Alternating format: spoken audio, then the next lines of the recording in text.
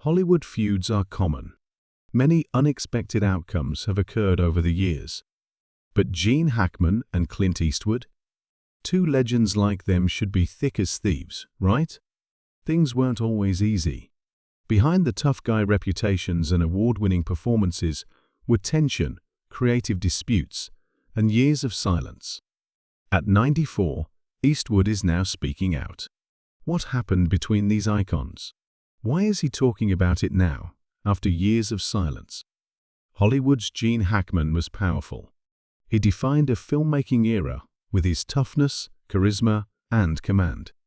A ruthless investigator, unscrupulous politician, or reformed cowboy may be his role. Hackman always gave memorable performances. One day, he left. No goodbye tour or lengthy explanations, just gone. Clint Eastwood has stated something unexpected about Hackman. What did Clint tell, and how does it relate to the Santa Fe tragedy, where Hackman and his wife were found comatose in their home? Please return before discussing Eastwood's startling words. Unsettling events occurred on February 26, 2025. A maintenance worker worried about Hackman and Betsy Arakawa after 2 weeks of not hearing from them. It probably looked insignificant at first. Maybe they were traveling or not picking up, but something felt strange. The worker called security, and no one expected what happened. He glimpsed something inside the house through a window that made him queasy. His call to authorities was immediate. The reality was worse than expected when Santa Fe County Sheriff's Department deputies arrived. Found near the foyer, Hackman. It was Betsy in the bathroom. One of their pets was unresponsive. Prescriptions for prevalent health conditions were nearby. Nothing unusual, but enough to question. The first thought was CO poisoning. It made sense. Then something changed. That theory became less likely. The tragedy of Gene Hackman's death became more mysterious. One name stood out in tributes: Clint Eastwood. Hackman and Eastwood were Hollywood legends, but not close friends. They collaborated once on Unforgiven, the Oscar-winning 1992 Western. But that project revealed something interesting about Hackman. Eastwood remarked, "I'd known Gene for years, but we hadn't worked together until Unforgiven, and he was in a mood. I don't want to make more violent flicks," he said. "Tired of it. I've done too many." I was surprised. Was Hackman, who played some of the most intense, no-nonsense characters, done with violence? Hearing this after his death is different. Not only did Hackman leave Hollywood, he was leaving something deeper that had haunted him for years. But why did Clint disclose this now? What makes the story seem more? Hackman departed Hollywood. No huge announcements or press tours.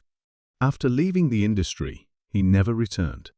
After Hackman's terrible death, Clint Eastwood's statements raised the question: was Hackman's retirement just about becoming older, or was there more? Did no one understand his burden? Moving on. Jean Hackman and Betsy Arakawa spent years in Santa Fe at tranquility, away from Hollywood's tumult. The news of their deaths raised more questions than answers. Not only were they gone, but they were found. Their German Shepherd was found dead beside Betsy in the bathroom closet, but their other 2 dogs were fine. The detail alone made folks question what happened in that house. Something was off when deputies arrived. Gene and Betsy collapsed instantly, as if something had hit them out of nowhere. No struggle, forced entry, or foul play was evident. But something seemed off about the situation. Investigations included carbon monoxide leaks, toxicological studies, and poisoning tests on their corpses. Every result was negative. They seemed to have ceased. Then something happened. Gene's pacemaker recorded his heart's halt. February 17, 9 days before their remains were recovered. He died first, and Betsy probably died later. But why? Betsy remained healthy and busy, caring for Gene as his health decreased. Had she gotten sick after losing him? Had she quit? It was sad to think of her grieving her longtime partner alone for days. People who knew them observed the change before the disaster. Gene stopped cycling a year ago. They had grown distant from friends and ceased having visitors, satisfied in their solitude. It wasn't sudden. It happened gradually, like they were dying simultaneously. Betsy tried her hardest to keep Gene busy and hold on. She stayed by his side as he weakened despite her efforts. Their deaths shocked the globe. Many considered Gene Hackman a legend, not just an actor. He played characters that characterized an era of filmmaking for decades. He was brilliant as a cutthroat detective, paranoid surveillance expert, and weary outlaw. He was intense, compelling, and unforgettable, but unlike many Hollywood icons, never wanted the limelight. He never liked interviews or the spotlight.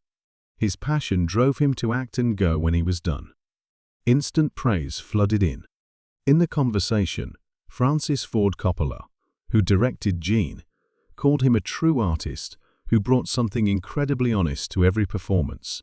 Morgan Freeman, his lifelong friend and unforgiven co-star, spoke with emotion on the Oscar podium. "I lost a buddy, and our town lost a giant this week." He discussed their years of friendship and Gene, a hard-working performer who never sought celebrity. After working with Gene on Young Frankenstein, Mel Brooks reminded people that Gene was more than a dramatist. He was funny too. His film portrayal as the blind hermit. That was his idea.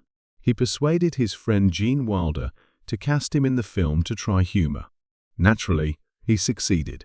Dustin Hoffman, who had known Gene since acting school, provided an appropriate remembrance. They both studied at the Pasadena Playhouse, but Hoffman became successful, while Gene was dismissed for not fitting in. He wasn't a promising actor. He was the actor who would change everything. Nathan Lane, his Birdcage co-star, commented, "He was intelligent and deep with a tinge of danger." Wasn't that what made Gene Hackman so appealing? He wasn't showy. His subtle power might be terrifying, tragic, or amusing in the same scene. He played difficult roles without sacrificing their humanity, according to Viola Davis, a longtime fan. Tom Hanks said it best, "Gene Hackman never existed. Only Gene Hackman existed." Even actors who never worked with him grieved his loss. Josh Brolin, who grew up watching Hackman's films, talked on how much he meant to him and how rare an actor like him was. Gene avoided trends and conformity. He did what he did best. It was enough. His death left Hollywood in mourning for a man who spent his final years offline. His legacy lives on, yet his absence is felt. Clint Eastwood, another Hollywood star and Hackman's close friend, broke his silence as people grieved. What he disclosed about Gene Hackman was surprising. Two distinct acting styles clashed on the beguiled set in 1971. No one shouted or stormed off set, but there was an unsaid tension. One actor was understated, relying on a glance. Another believed in diving deep, peeling back every character layer until there was nothing left. You could argue those two mindsets didn't finish each other's sentences when they met. Clint Eastwood had a clear method as he transitioned from TV cowboy to Hollywood star. Less is more.